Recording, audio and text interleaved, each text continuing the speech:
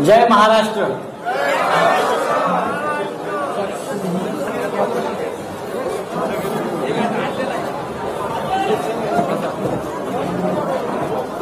मला असं वाटतं ही आंतरराष्ट्रीय पत्रकार परिषद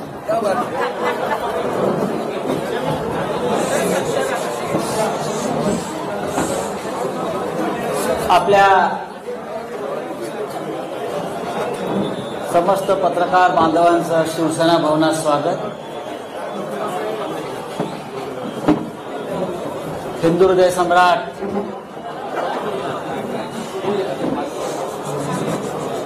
शिवसेना प्रमुख बाळासाहेब ठाकरे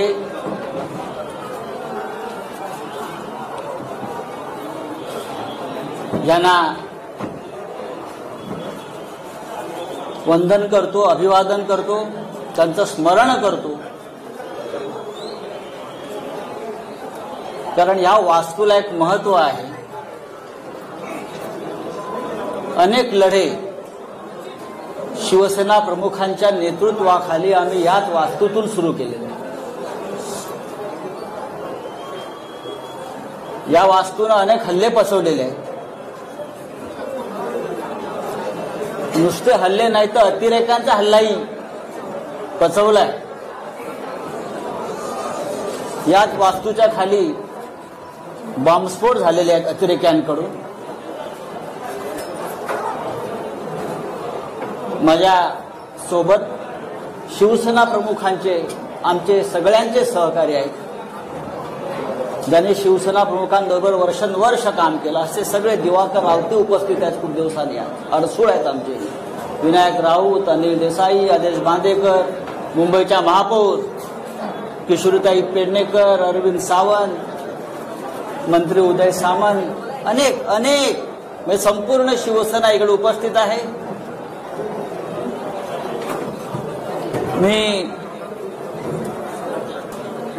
माननीय उद्धव ठाकरे, माननीय मुख्यमंत्री आणि शिवसेना पक्ष प्रमुख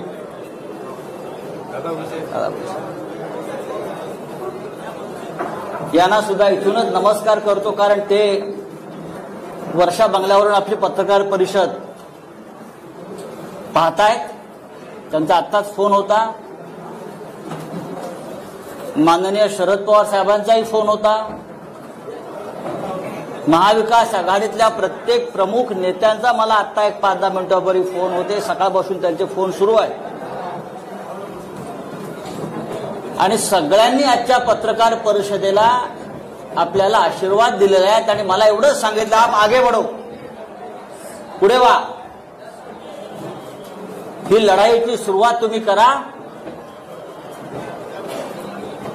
महाराष्ट्रावर, मराठी माणसावर सुरू आहे त्या आक्रमणाविरुद्ध कोणीतरी रणशिंग फुंकायला हवं होतं। ते आपण या ऐतिहासिक शिवसेना भवनाच्या वास्तूतून फुंकतोय। बाळासाहेबांनी आम्हाला एक मंत्र दिला आणि तो आयुष्यभराचा मंत्र आहे। ते नेहमी सांगायचे आम्हाला, तू काही पाप केलं नसशील, तुम्ही काही गुन्हा केला नसेल, तुझं मन साफ आहे तर कुणाच्या बापाला घाबरू नका। आणि आज उद्धव ठाकरे सुद्धा आपले पक्षप्रमुख याच पद्धतीनं ही शिवसेना पुढे घेऊन जात आहे। आजची पत्रकार परिषद घेण्याचं प्रयोजन यासाठीच आहे की आम्हाला संदेश द्यायचा आहे की महाराष्ट्र गांडूची औलाद नाही।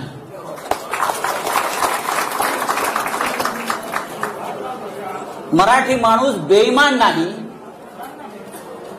आणि तुम्ही कितीही नामर्दांगी करून आमच्या पाठीमागे वार केले तरी शिवसेना घाबरणार नाही। यासाठी हे पत्रकार परिषदेचं आयोजन आहे।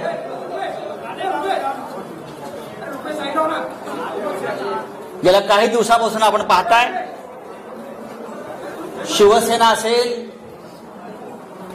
सरकार त्यांना पाडायचं आहे, घालवायचं आहे आणि त्यासाठी केंद्रीय तपास यंत्रणांचा गैरवापर सुरू आहे. खोटे आरोप, बदनाम्या, केंद्रीय तपास यंत्रणांचा दबाव. एकतर तुम्ही सरेंडर व्हा, गुडघे टेका, नाहीतर सरकार आम्ही घालवू, अशा प्रकारच्या धमक्या सतत दिल्या जात आहेत. पहा ना, भारतीय जनता पक्षाचे जे प्रमुख लोक आहेत रोज तारखा का देत आहेत? या महाराष्ट्रामध्ये 170चं बहुमत असताना 170चं बहुमत असताना भारतीय जनता पक्षाचे लोक 2 दिवसांनी एक तारीख देतात. आता 10 मार्च नंतर, आता अमुक, हे तुम्ही कोणाच्या भरोशावर ह्या तारखा देताय? व्यंकय्या नायडू यांना आम्ही एक पत्र लिहिलंय, त्या पत्रापासून सुरुवात झालेली आहे.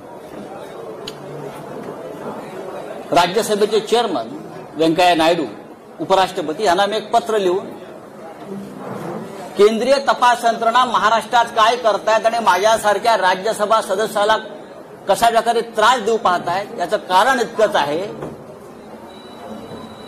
की साधारण 20 दिवसापूर्वी आणि त्याच्या आधी भारतीय जनता पक्षाचे काही प्रमुख लोक मला भेटले. हा विषय दिल्लीत मी सांगितलेला आहे. भारतीय जनता पक्षाचे काही प्रमुख लोक मला भेटले, ज्यांना मी ओळखतो. 3 वेळा मला ते भेटले आणि त्यांनी मला वारंवार हे सांगण्याचा प्रयत्न केला की तुम्ही या सरकारच्या प्रवाहातून बाहेर पडा. कोणत्याही परिस्थितीमध्ये आम्हाला हे सरकार घालवायचं आहे. आमची संपूर्ण तयारी झालेली आहे. एकतर आम्ही इतर राष्ट्रपती राजवट आणू, नाहीतर काही आमदार आम्हाला आमच्या हाताशी लागतायत, त्यांना तोडून आम्ही हे सरकार बनवू. तुम्ही मध्ये पडू नका. तुम्ही आम्हाला मदत करा आमचं सरकार येण्यासाठी. मी म्हटले कसं काय शक्य आहे? 170 आमदारांचं बहुमत तुम्ही कसं काय उद्ध्वस्त करू शकता, पायदळी तुडवू शकता? या लोकभावना.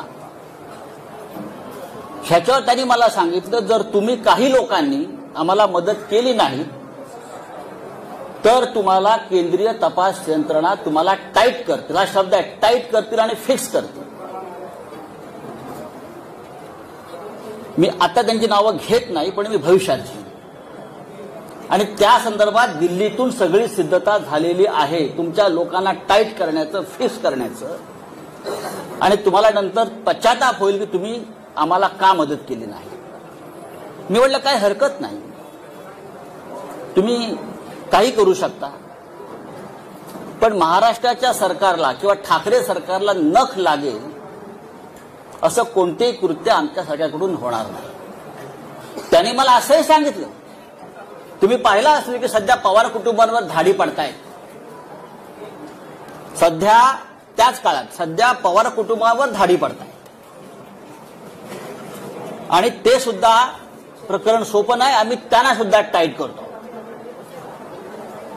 शरद पवार आणि मी नंतर माहिती घेतली तर त्याच दरम्यान 1 दिवसाच्या आड दुसऱ्या दिवसापासून पवार साहेबांच्या म्हणजे पवार कुटुंबियांच्या घरावर सातत्यानं धाडी पडू लागल्या. ईडीचे लोक हे त्यांच्या घरात, त्यांच्या मुलींच्या घरात, बहिणींच्या घरामध्ये 8-8 दिवस जाऊन ठाण बांधून बसले, बाहेर पडायला तयार नव्हते. आणि तिथे सुद्धा ह्याच प्रकारच्या धमक्या त्यांना दिल्या जात होत्या. मी जेव्हा त्यांना नाही सांगितलं की तुम्ही या भानगडीत पडू नका, आम्ही प्रतिकार करू, आम्ही प्रतिकार करू, सरकार पाडण्याचा प्रयत्न झाला तर महाराष्ट्रामध्ये ठिणगी पडेल, तेव्हा त्यांनी मला असं सांगतात ते की काही होणार नाही, आम्ही केंद्रीय पोलीस बल आणून सगळ्यांना थंड करू. ईडी तर आहेच, केंद्रीय तपास यंत्रणा आहेच. आणि तिसऱ्या दिवशी ताबडतोब माझ्यावर आणि माझ्या आसपासच्या लोकांवर ईडीच्या धाडी पडायला सुरुवात झाली. तिसऱ्या दिवशी अत्यंत वाईट पद्धतीने पहाटे 4 वाजता, पहाटे 3 वाजता आणि त्याच्या आधी धाड पडण्याआधी तो मुलुंडचा जो दलाल आहे तो पत्रकार परिषद घेतो आणि सांगतो की आता संजय राऊतांना अटक होणार आहे, आता ईडीचे लोक त्यांच्या घरी पोहोचणार आहेत, या माणसाच्या घरी पोहोचणार आहेत. हा काय प्रकार? तुमचं सरकार महाराष्ट्रात आलं नाही याचा तुम्ही सूड अशा प्रकारे केंद्रीय तपास यंत्रणांचा, सीबीआयचा, ईडीचा गैरवापर करून आम्हाला त्रास देता आणि तुम्हाला असं वाटतं की आम्ही झुकू? बाळासाहेब ठाकरेंनी आम्हाला शिकवलं नाही गुडघे टेकायचं, अजिबात. हे शक्य नाही. तुम्ही काही करा, हे सरकार पडणार नाही. मी वारंवार त्यांना सांगत राहिलो आणि जेव्हा जेव्हा मी त्यांना सांगत आलो त्या दिवशी माझ्या नातेवाईकांच्या, माझ्या मित्रांच्या घरावर रेड पडत गेल्या. म्हणजे मला फ्रेम करण्यासाठी त्यांनी माझ्या आजूबाजूच्या लोकांना फ्रेम करण्याचा प्रयत्न केला. खोटी प्रकरण आहेत सगळी. जे आरोप माझ्यावर झालेले आहेत त्यातलं एकही प्रकरण खरं नाही. कोणत्याही प्रकरणात, कोणत्याही धंद्यात अशा प्रकारच्या मुळात मराठी माणसानं धंदा करू नये असं यांना वाटतं, म्हणून ते आपल्याला टाईट करतात. माझी मुलं असतील, माझे नातेवाईक असतील, माझा मित्र परिवार असेल, प्रत्येकाला बदनाम करायचं, खोट्या नावाने फोन करायचं. आत्ता तुमच्याकडे ईडी पोहोचताय, मुलांना फोन करायचा, उद्या सकाळी 4 वाजता ईडी आणि सीबीआय तुमच्या घरी येत आहे, उद्या सकाळी तुमच्या वडिलांना अटक करून घेऊन जातील. इतकं निर्घृण पद्धतीनं राजकारण या महाराष्ट्रामध्ये कधी झालं नव्हतं. हे भारतीय जनता पक्षानं नालायकपणा सुरू केला या महाराष्ट्रामध्ये.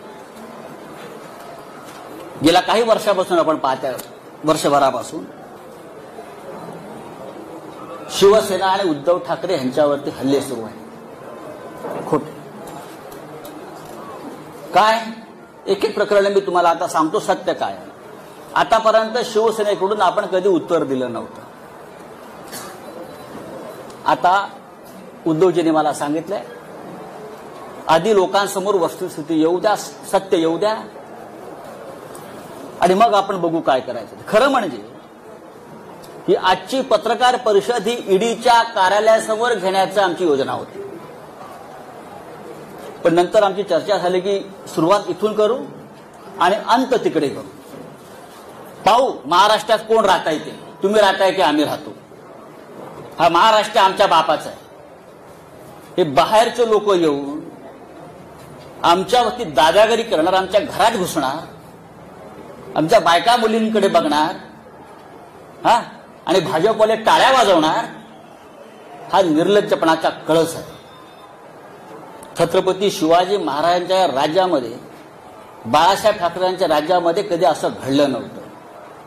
या राज्यात अनेकांनी राज्य केलं, पण ह्या पद्धतीनं कधी राजकारण केलं नव्हतं.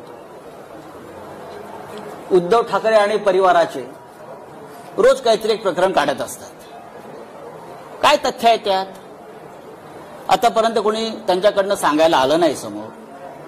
पण मी तुम्हाला सांगतो, तो जो कोण बोलतोय ना, दलाल, ज्याला मराठीमध्ये आपल्या भडवा म्हणतात, बरोबर ना, शुद्ध भाषेत आपल्या मराठीत भडवा म्हणतात, भडवा. हा, त्याने असं म्हटलं की ठाकरे कुटुंबियांनी कोरलाई गावात, अलिबाग जवळच्या 19 बंगले बांधून ठेवलेत म्हणे. काय? 19 बंगले. ही बेनामी प्रॉपर्टी. 19 बंगले. माझं आव्हान आहे त्या माणसाला, माझं त्या दलालाला आव्हान आहे, आणि आपल्या सगळ्यांना मी सांगतो, कधी सांगा आपण 4 बसेस करू आणि आपण त्या 19 बंगल्यामध्ये पिकनिकला जाऊ. आपण त्या बंगल्यात एक पिकनिक काढू सगळ्या पत्रकारांची. जर तुम्हाला ते बंगले तिकडे दिसले तर मी राजकारण सोडीन, आणि जर दिसले नाही तर त्या दलालाला जोड्याने मारेन. अख्खी शिवसेना जोड्याने मारेन. म्हणजे दिशाभूल करायची, खोटेपणाचा कळस करायचा, भंपकपणा करायचा. कुठे आहेत बंगले? 19 बंगले 19 बंगले रोज टीव्हीला चालू 19 बंगले 19 बंगले. चला दाखवूया, जाऊ आपण तिथे एक पार्टी करू बंगल्यात बसून, देतो चाव्या तुम्हाला. मी उद्धवजीला विचारलं आम्हाला दाखवा बंगले तुमचे. पण लोकांच्या मनामध्ये भ्रम निर्माण करायचा, खोटेपणा, भंपकपणा, मराठी माणसाचा द्वेष, महाराष्ट्राविषयी असूया. हाच किरीट सोमय्या ज्याने काही वर्षापूर्वी हायकोर्टामध्ये एक पिटिशन केलं होतं, आठवत असेल तुम्हाला, शिशिर शिंदे असतील त्यांना माहिती आहे. मराठी भाषा, बरोबर ना, मुंबईतून मराठी भाषा शालेय शिक्षणात सक्तीचे असू नये यासाठी जो माणूस कोर्टात जातो आमच्या मराठी भाषेविरुद्ध, त्याच्याकडून तुम्ही काय अपेक्षा करता? हा भारतीय जनता पक्षाचा फ्रंटमॅन आणि मराठी कट्टा चालवतात हे लोक मुंबईमध्ये, महानगरपालिका मराठी कट्टा. मराठी भाषेच्या विरुद्ध जो माणूस कोर्टात गेला महाराष्ट्रामध्ये, हाच तो भडवा दलाल आमच्या मराठी भाषेविरुद्ध. आणि काय तुम्ही सांगताय मराठीला अभिजित भाषा दर्जा आम्ही देतोय म्हणून? आधी याचं थोबाड बंद करा, आता आम्ही करू. दुसरा एक तो हल्ली म्हणतो आहे की आमचे श्रीधर पाटणकर आमच्या परिवारातले, त्यांनी म्हणे देवस्थानाच्या जमिनी विकत घेतल्या कर्जतला. मी स्वतः माहिती घेतली, मी काय पाटणकरांशी बोललो नाही, पण मी स्वतः माहिती घेतली त्या संदर्भात काय आहे. माझं त्याला आव्हान आहे हा आरोप करणारा. पाटणकरांनी देवस्थानाची जमीन कुठे आणि कशी विकत घेतली तुम्ही दाखवा. जी काय जमीन तुम्ही दाखवताय ही जमीन त्यांनी, म्हणजे हे बापरे, आणि याच्याकडून त्याच्याकडे, त्याच्याकडून ह्याच्याकडे, त्याच्याकडून ह्याच्याकडे, त्याच्याकडून ह्याच्याकडे, असे मध्ये 12 लोक आहेत. आणि 12व्या माणसाकडून पाटणकरांनी खरेदी केली. त्यांचा आणि देवस्थानाचा काही संबंध नाहीये. 2014 साली ही जमीन त्यांनी सलीम बिलाखियाकडून घेतलेली आहे. बिलाखियाने अविनाश कडूकडून घेतलेली आहे. अविनाश कडूने अर्जुन गुरवकडून घेतलेली आहे. अर्जुन गुरवने विठ्ठल गुरवकडून घेतलेली आहे. अशी एक मोठी अशी काय त्याच्यामध्ये नाव आहे. देवस्थानाकडून जमिनी आम्ही खरेदी केल्या. काय कशा करता? संजय राऊत आमचे आनंदराव अडसूळ ते वारंवार सांगतायत की मी निर्दोष आहे, माझ्यावरती खोटे आरोप आणि हे फ्रेम केलेले आहेत, तरी त्यांच्या विरोधामध्ये बोलत राहायचं, त्यांची बदनामी करत राहायचं. आनंद अडसूळ आमचे, भावना गवळी, रवींद्र वायकर, अनिल परब आणि सगळं झालं होतं मग माझ्याकडे. कारण मी म्हटलं सरकार पडू देणार नाही, प्राण जाय पर वचन न जाय. तेव्हा माझ्या मागे लागले. त्यांनी केलेला प्रत्येक आरोप हा खोटा आहे. माझ्या आयुष्यामध्ये मी कधी चुकीचं काम केलं नाही. आज सकाळीच मला कळलं की माझ्या बँकेत ईडीचे लोक गेले आहेत. माझ्या बँकेत सारस्वत बँक, स्टेट बँक, मला तो फोन आला की ईडीचे लोक आले. काय म्हणून? तुमचे 20 वर्षाचे म्हणे बँकेचे स्टेटमेंट्स घेऊन गेले. 20 वर्षाचे. बोलो ठीक आहे, घेऊन जाऊ द्या. बरं, ईडीचा तपास कसा आहे बघा, फार गमतीचा तपास आहे. माझं गाव अलिबाग. आता माझी जमीन लहानसण जी असेल ती अलिबागलाच असेल ना, ती मॉरिशसला नसेल, किंवा भारतीय जनता पक्षाच्या नेत्यांप्रमाणे कुठे लंडन अमेरिकेत माझ्या प्रॉपर्ट्या नसतील. 50 गुंठे जमिनीचा तपास ईडी करत आहे. किती?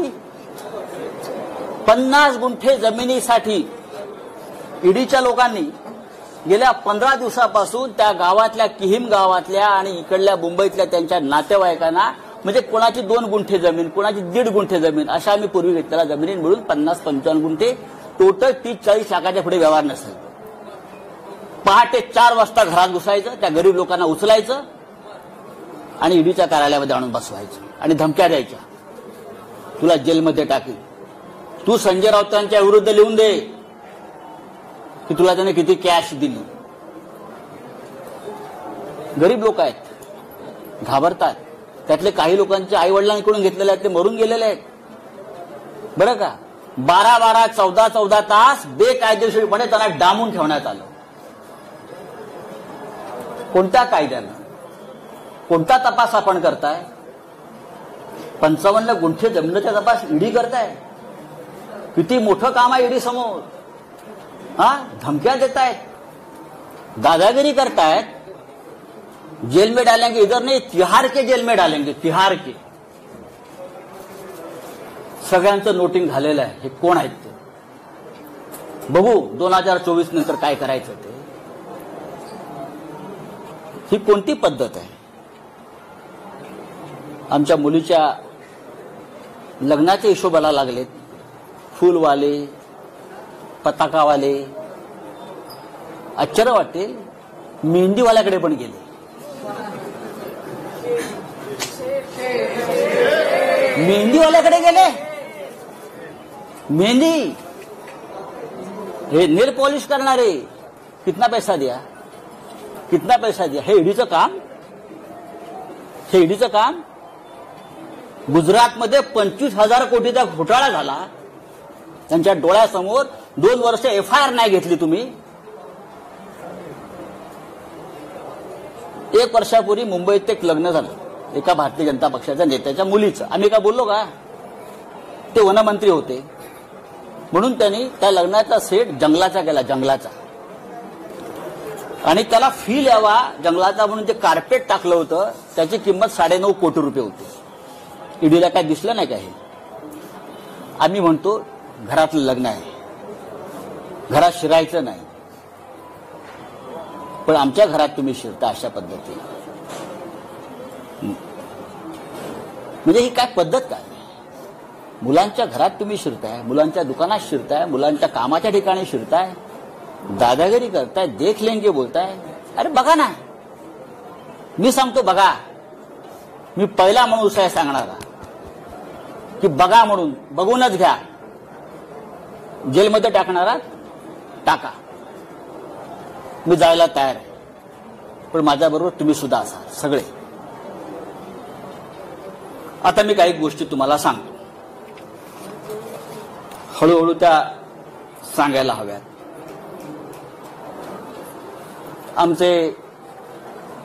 मला कोणतरी म्हटलं की तुम्ही जे कपडे शिवले तिथे पण डेडीवाला गेले होते म्हणजे लग्नाचे कपडे शिवले. मुलुंडला टेलर आहे आमचा एक, तिथे गेले होते. किती कपडे शिवले म्हटलं.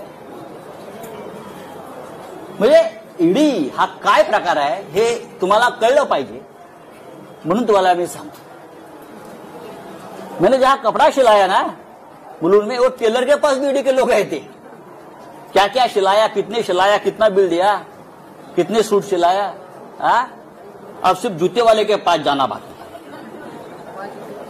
हाँ, जाने दो कहां जाना चाहिए, लेकिन टक्कर शिवसेना से आप ध्यान में रखिए.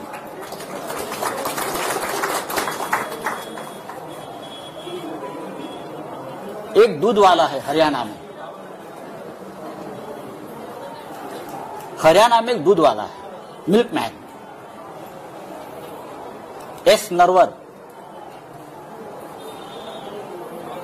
मैं पूछना चाहता हूं ईडी से, क्या आप ये नरवर को पहचानते हो? सिर्फ 5 साल में एक दूध वाला 7,000 करोड़ का मालिक कैसे बन गया? किसका पैसा है?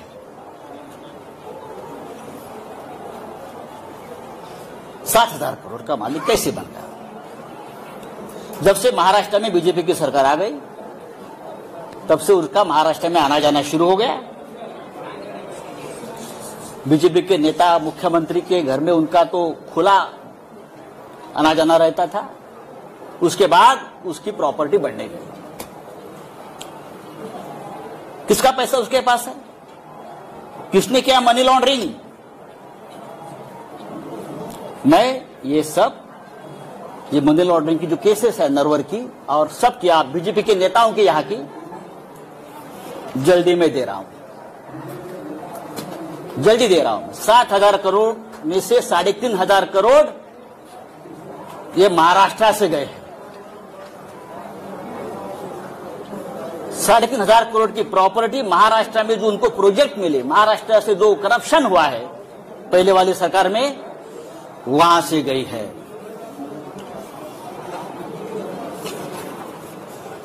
महाराष्ट्र में सबसे बड़ा घोटाला जो है फडणवीस सरकार के काल में, बहुत हो गए, लेकिन सबसे बड़ा घोटाला हुआ है महा आईटी में। 25,000 करोड़ का घोटाला है। 25,000। कौन है अमोल काळे? कहां छुपाया उसको बताइए। Who is Amol Kale? Who is Vijay Dhawangale? सबके अकाउंट्स, सबके लिंक्स, सबके मनी ट्रांजैक्शंस,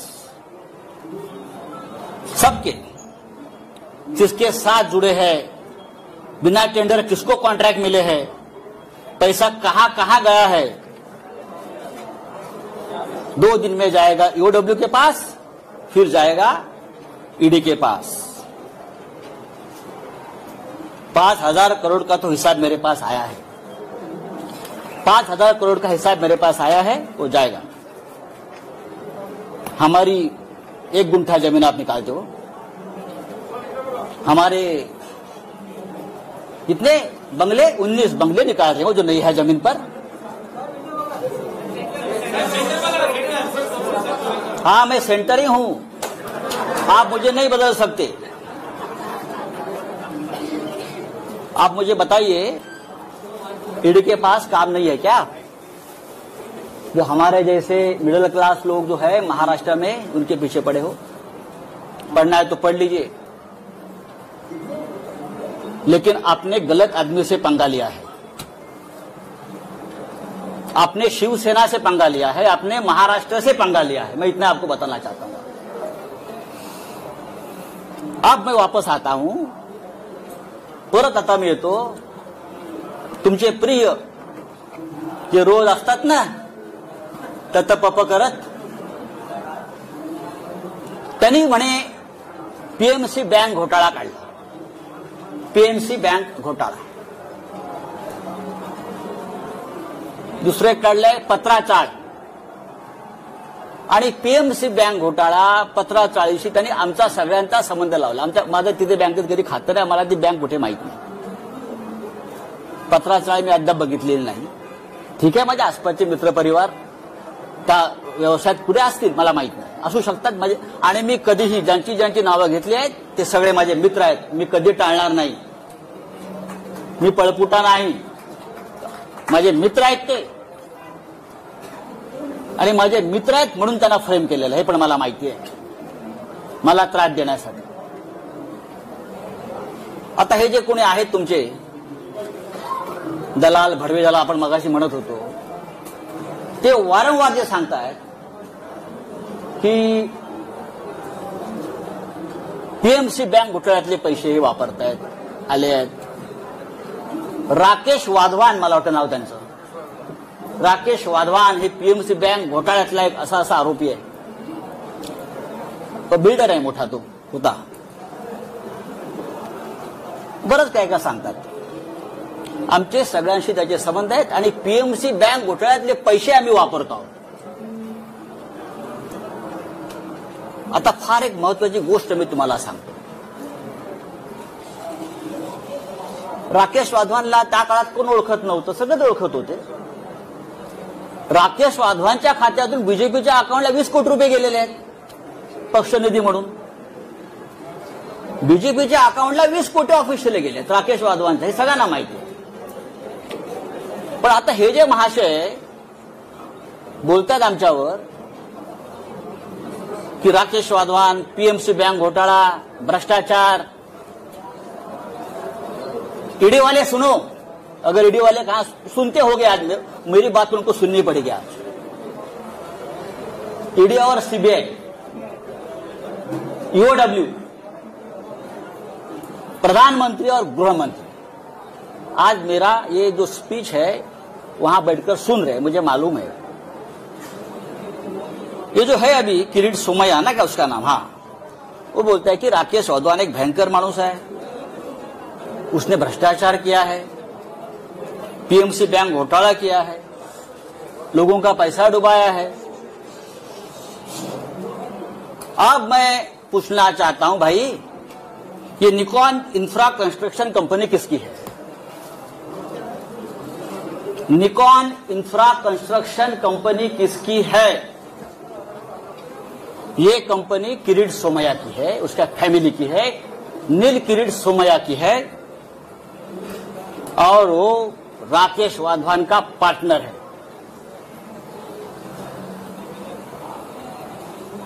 निकॉन इन्फ्रासाठी पीएमसी बँक घोटाळ्यातल्या पैशाची गुंतवणूक करून हजारो कोटी रुपयाचा प्रकल्प त्याने मौजे गोखिवरे तालुका वसईत उभारलेला आहे। हे मी पुराव्यासह सांगतोय। पीएमसी बँक घोटाळ्याचा मास्टर माइंड एचडीआयएलचा राकेश वाधवानशी यांचा थेट आर्थिक संबंध आहे। पीएमसी बँक घोटाळ्यातल्या प्रकरणात ब्लॅकमेल केलं यांनी आणि वाधवानकडून कोट्यावधी रुपयाची जमीन यांनी आपला एक फ्रंटमॅन आहे लाडानी म्हणून त्याच्या नावावर घेतली आणि प्लस कॅश पण घेतली आहे। ही कॅश 80 ते 100 कोटीच्या घरात पीएमसी बँक घोटाळ्यात ब्लॅकमेल करून आणि जमीन घेतली आपल्या फ्रंटमॅन लाडानी। त्याचं नाव सांगतो मी तुम्हाला पूर्ण। लाडानीच्या नावावर त्यांनी ती घेतलेली आहे जमीन पूर्ण वसई, आणि गोखिवरे वसई येथे ही 400 कोटी रुपयाची जमीन फक्त 4.5 कोटी रुपयाला घेतली। अशा 2 जमिनी त्याने घेतलेल्या आहेत। एक जमीन 7 कोटीला घेतली आणि त्या जमिनीवर जी कंपनी आहे या कंपनीचा डायरेक्टर नील किरीट सोमैया निकॉन फेज 1 आणि निकॉन फेज 2 हे हजारो कोटीचे प्रकल्प उभारले जात आहेत। हा सगळा पीएमसी बँकेतला पैसा। एन्व्हायरमेंट क्लिअरन्स नाही, एन्व्हायरमेंट क्लिअरन्स नाही, अनेक नियमांचं पायमल्ली केलेली आहे। राष्ट्रीय हरित लवादानं जर आता ऍक्शन घेतली तर त्याला 200 कोटी रुपयाचा दंड होईल। माझं आदित्य ठाकरे पर्यावरण मंत्री यांना आवाहन आहे, ताबडतोब लक्ष घाला आणि या प्रोजेक्टच्या संपूर्ण परवाने रद्द करावी आणि ईओडब्ल्यूनं पीएमसी बँक घोटाळ्यामध्ये किरीट आणि नील सोमैयाला ताबडतोब अटक करा। पीएमसी बँक घोटाळ्याच्या आधी किरीट सोमैयाच्या अनेक जवळच्या लोकांनी बँकेतून पैसे काढून घेतले। मी तुम्हाला नंतर ती यादी देणार आहे। म्हणजे याला घोटाळा होतोय माहिती आहे। मुळात पीएमसी बँक घोटाळ्यातल्या या माणसानं किरीट सोमैयाच्या माणसाला जमीन का विकली? 2015 साली तेव्हा घोटाळा सुरू होता ना। हा भ्रष्टाचाराविरुद्ध लढणारा माणूस स्वतः हा आम्हाला अक्कल शिकवतोय, आम्हाला ज्ञान देतोय। हे एक लक्षात घ्या। हे सगळं एका बाजूला भ्रष्टाचारावरती भजन करायचं, दुसऱ्या बाजूला महाराष्ट्र लुटायचा, मुंबई लुटायची, आमच्यावरती आरोप करायचे मुंबई महानगरपालिकेपासून सर्वत्र, आणि आपले भ्रष्टाचार लपवायचे। हा किरीट सोमैया हा भारतीय जनता पक्षाचा सध्या मुंबईतला चेहरा आहे, लक्षात घ्या। हे जे आहे हा देवेंद्र रजनीकांत लधानी त्याचं नाव आहे। He the front man of Kirit Somaiya, आणि त्याने राकेश वाधवानशी व्यवहार केलेला आहे मोठ्या प्रमाणात कोट्यावधी रुपयाचा। ते सगळे पैसे पीएमसी बँक घोटाळ्यातले आहेत।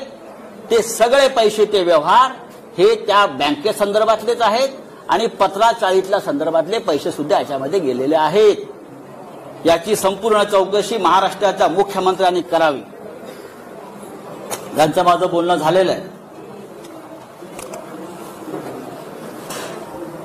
हे फक्त मी 5% सांगितलंय, कारण बाकी सगळे पेपर्स आज जातील। दुसरी गंमत तुम्हाला सांगतो, पीएमसी बँक घोटाळ्याचा तपास ईडी करताय। हे सगळे कागद ईडीकडे मी 3 वेळा पाठवलेले आहेत। हे सगळे पेपर्स, ऑल डॉक्युमेंट्स भ्रष्टाचाराच्या या किरीट सोमैयाच्या गेल्या 3 महिन्यामध्ये मी किमान 3 वेळा ईडी कार्यालयात पाठवलेले आहेत।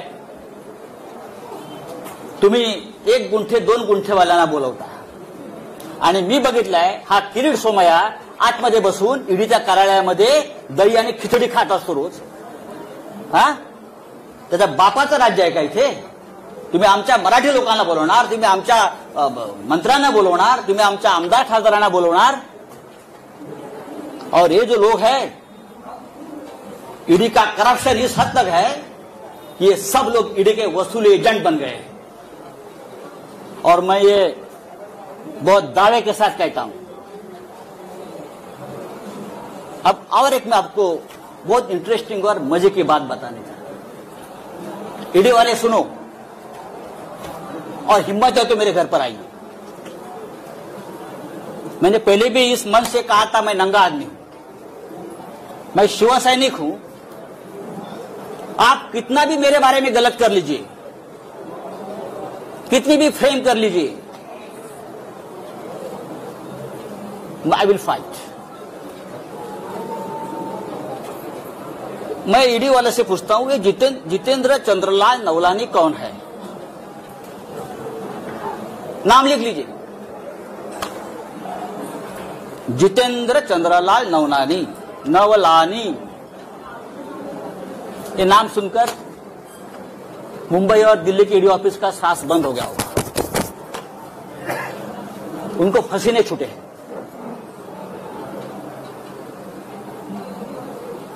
चार महीने से मुंबई के जो बिल्डर्स है बड़े बड़े, उनसे वसूली चल रही है ईडी के नाम पर. मुंबई के 70 बिल्डर, प्रतिष्ठित बिल्डर, उनसे ईडी के नाम पर जो वसूली हो रही है उसको ईडी को भी पता है, कुछ अधिकारियों को पता है. ये कौन है, ये किसके लोग हैं, सब डेटा मेरे पास है. और मैं सबसे पहले प्रधानमंत्री मोदी जी को इस बारे में, जैसे वेंकैया जी को लिखा है, मैं मोदी जी को लिखूंगा, मैं अमित शाह जी को लिखूंगा. बाद में जानकारी यही जगह से आपको दूंगा. जितेंद्र नवलानी, फरीद शमा, रोमी और फिरोज शमा, ये 4 किसके एजेंट हैं? मुंबई के 60 बिल्डरों से लोगों ने लगभग 300 करोड़ रुपए जमा किए हैं. कहां हो गया उसका मनी लॉन्ड्रिंग, मैं आपको बता दूंगा जल्दी. उसमें कितने ईडी के अफसर शामिल हैं, कहां बैठते हैं, कहां खाते हैं, कहां पीते हैं और क्या अय्याशी करते हैं, ये मैं देश को बताऊंगा. चाहे आप मुझे गोली मारो, आप मुझे जेल में डालो, आप कुछ भी करें, मैं आपसे डरने वाला नहीं हूं. आप करिए, आपको जो करना है करिए. अब जो बात मैंने आपसे कही है, कि आप बात समझ लीजिए, महाराष्ट्र को बदनाम करना की एक बहुत बड़ा साजिश है. महाराष्ट्र, बंगाल और झारखंड, ये 3 राज्यों की सरकार गिराने की साजिश चल रही है और ईडी और सीबीआई का हथियार बना रहे हैं. हमारे जैसे लोग जो पार्टी के लिए अपनी जान देने को तैयार है, हमारे जैसे लोग, हम सबको तकलीफ देंगे, धमकाएंगे, डराएंगे. लेकिन भाई, आपने हमारा डीएनए अभी तक देखा नहीं है क्या है.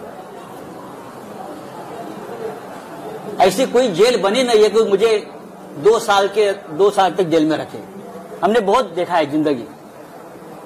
आइए, अरे बच्चों को धमकाते हैं लोग, ईडी वाले छोटे छोटे बच्चों को धमकाते हैं. 80 साल के एक बुढ़े को पकड़ कर लेके गए अलीबाग से, 80 ईयर्स ओल्ड, हार्ट पेशेंट. वो रो रहा था कि मुझे अब याद नहीं है भाई, इतने साल का एक ट्रांजैक्शन है, मुझे कैसे याद होगा 2-4 लाख का ट्रांजैक्शन है. तू यहां ही मरेगा, तू घर में नहीं जाएगा. इस प्रकार से ईडी के अधिकारी ने उसको धमकाया. अमित शाह, मोदी जी से मेरा ये निवेदन है, क्या यही आपकी डेमोक्रेसी है? आप इमरजेंसी के बारे में बड़े बड़े भाषण देते हो, आक्रोश करते हो, और ये आपकी एजेंसी. अरे हमसे लड़ो ना. जिस दिन मेरे रिलेटिव्स के ऊपर, मेरे दोस्तों के ऊपर रेड्स हो रही थी और इनोसेंट लोगों को पकड़कर लेके जा रहे थे। उस रात को मैंने अमित शाह जी को फोन किया था।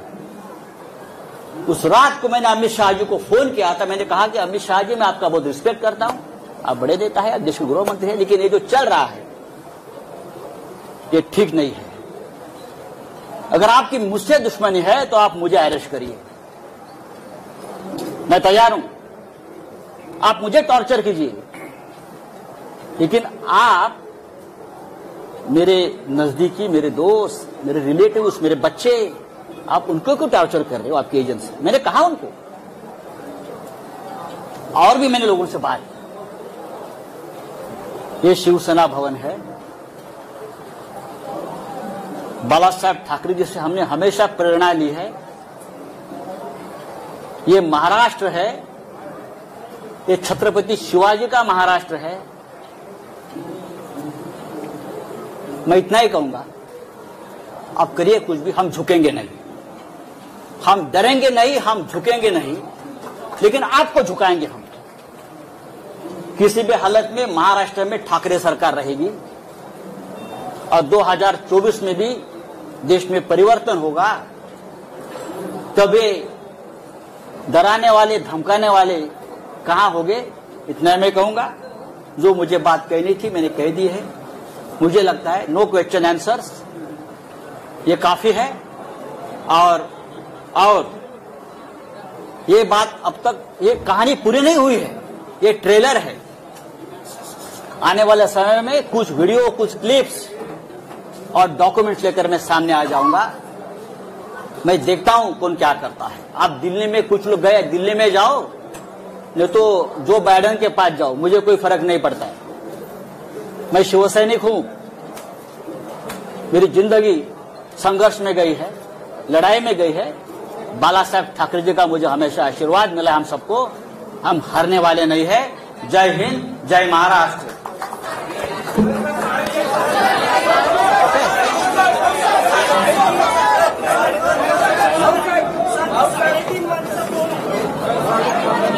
अजून एक और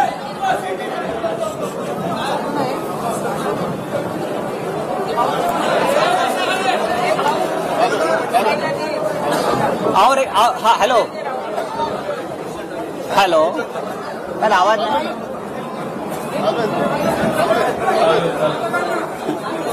देवेंद्र फडणवीस जी का और एक फ्रंटमैन है जिसका नाम मोहित कंबोज। मोहित कंबोज, फडणवीस साहब का आजकल वो बहुत ब्लू आइड बॉय है, ऐसा मुझे कहा, मैं तो पहचानता नहीं। वो फडणवीस साहब को डुबाने वाला है। ये जो मैं देख रहा हूं, मैं थोड़ा सा बाकी है। ये जो पत्राचाल वाला इशू निकाला है ना, ये पत्राचाल की जमीन खरीदने वाला है मोहित कंबोज है। सबसे बड़ा घोटाला, और उसमें भी पीएमसी बैंक का पैसा लगा है। पीएमसी बैंक को डुबाने वाला, वहां का करप्शन का पैसा ये पत्राचाल में लगा है। और मोहित कंबोज का वहां एक द लग्जर कंस्ट्रक्शन प्रोजेक्ट बन रहा है पत्राचाल पे, और हम पे उंगली दिखा रहे हैं। दूसरी बात है कि और एक है, सॉरी, उसके बारे में मैं और बता दूंगा। कागज कहाँ गया? और एक कागज था उसका, हाँ, राकेश वाधवान, जो मैंने नाम लिया था, राकेश वाधवान, उसके पास से ये मोहित कंबोज के केबीजी ग्रुप ने 1,65,000 स्क्वायर मीटर की जगह में 40 एकड़ क्षेत्र में से 455,715 स्क्वायर मीटर, जिसकी कीमत है 12,000 करोड़, मोहित कंबोज ने खरीद लिया। कितने में खरीद लिया? 100 करोड़ में सिर्फ। कैसे? किसका पैसा है? और लोग बोलते हैं ये हमारे फडणवीस साहब का ब्लू आइड बॉय है, ब्लू आइड बॉय है। ये Kamboj bio farming private limited, KBG ventures, ironman real estate, Tirth experience private limited, KBG hotels, Shivabi hotel, silver stick film company, Kaal Bhairav ventures, naps media solutions, PM reality, Kaal Bhairav, उसमें किसका पैसा कहां से आया है फडणवीस साहब सिर्फ आपको ही मालूम है। धन्यवाद।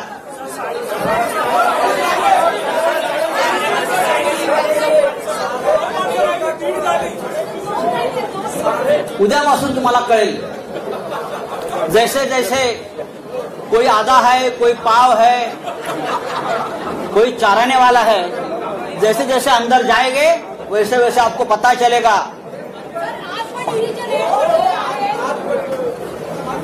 चलिए, धन्यवाद। ठीक झालं का? हा? या बाजूने बाहेर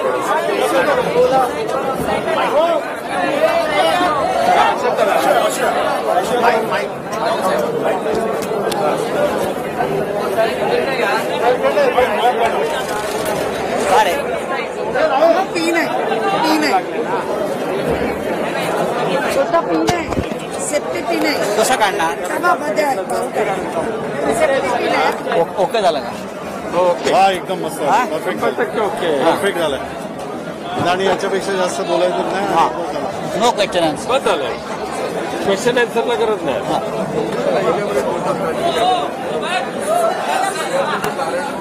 या इकडे